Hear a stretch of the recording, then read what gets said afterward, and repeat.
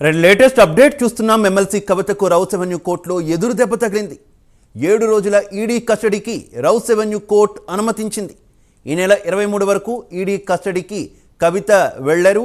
మొత్తం 10 రోజుల కస్టడీకి ఈడీ కోరినట్టు తెలుస్తుంది. అయితే 7 రోజుల కస్టడీకి రౌస్ అవెన్యూ కోర్టు అనుమతించింది. అందరూ ఈరోజు కోర్టులో ఏం జరగబోతుందా అంటూ కూడా ఉత్కంఠగా ఎదురు చూశారు. అసలు కవిత రిమాండ్ను కోర్టు యాక్సెప్ట్ చేస్తుందా అనేది కూడా అందరూ కూడా ఆలోచించేశారు. కాకపోతే కవిత రిమాండ్ యాక్సెప్ట్ చేయడంతో పాటు మొత్తం 7 రోజుల రిమాండ్కి అయితే అనుమతించింది రౌస్ అవెన్యూ కోర్టు.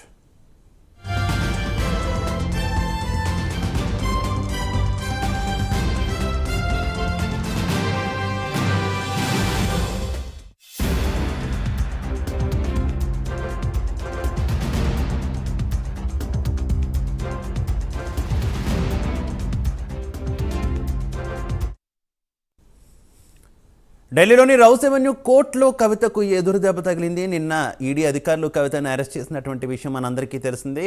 అయితే మొత్తం కవితను 10 రోజులకు రిమాండ్ ఇవ్వాలంటూ కూడా ఈడీ రౌస్ అవెన్యూ కోర్టును కోరింది. అయితే మొత్తం 7 రోజుల కస్టడీకి అనుమతిస్తూ కూడా రౌస్ అవెన్యూ కోర్టు తీర్పిచ్చింది. ఇక ఈడీ కస్టడీకి ఎమ్మెల్సీ కవిత వెళ్ళనున్నారు. ఈడీ కార్యాలయంలోనే ఈ 7 రోజులు కూడా కవితను ప్రశ్నించనున్నారు ఈడీ అధికారులు.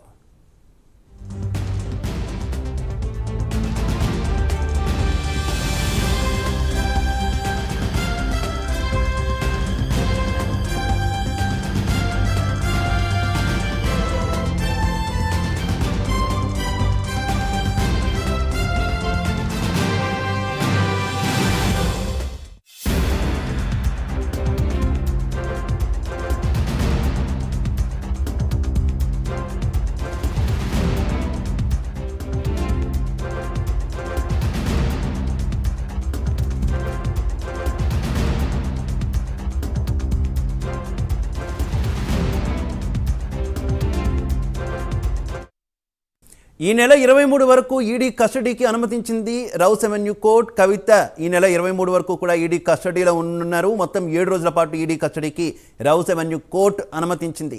ఈ 7 రోజులు కూడా ఆమెను ఈడీ కార్యాలయంలో విచారించనున్నారు. ఇక ఇది ఒక రకంగా కవితకు ఎదురు దెబ్బనే చెప్పుకోవచ్చు. ప్రధానంగా రైట్, ఇక కవిత రిమాండ్కు సంబంధించి మరింత సమాచారం మా కరెస్పాండెంట్ కుమార్ అందిస్తారు. కుమార్. Thank you Shiva. మొత్తానికి ఎమ్మెల్సీ కవితకు అయితే 7 రోజులు కస్టడీ విధిస్తూ కూడా రౌస్ అవెన్యూ కోర్టు అయితే ప్రస్తుతం ఈ రోజు అయితే తీర్పివ్వడం జరిగింది.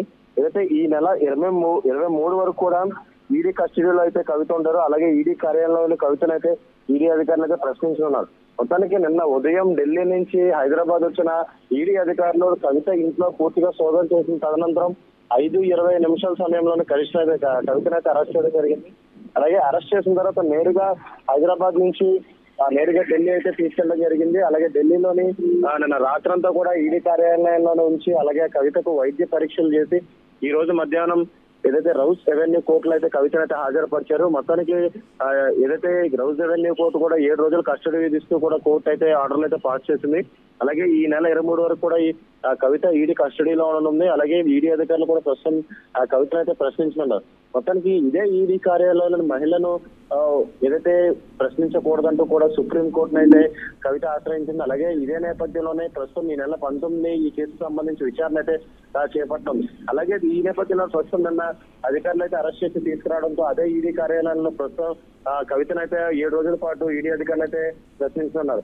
ఏదైతే సౌత్ లాబీకి సంబంధించి ఢిల్లీ లిక్కర్ స్కామ్ లో చాలా మెయిన్ ఇంపార్టెంట్ అని చెప్పి కూడా తెలుస్తుంది. అలాగే ఈ సౌత్ లాబీకి సంబంధించి కీలకంగా కల్వకుంట్ల కవిత వ్యవహరించినట్లు కూడా ఈడీ అధికారులకు ఆధారాలు ఉన్న నేపథ్యంలోనే ప్రస్తుతం అది కవితను కూడా అరెస్ట్ చేయడం జరిగింది. అలాగే ఈ విషయం తదనంతరం కూడా ఏదైతే ఈ లిక్కర్ స్కామ్ కు సంబంధించి ఇంకా ఎవరెవరు ఉన్నారనేది అయితే ప్రస్తుతం బయటకైతే వచ్చే అవకాశం అయితే ఉంది.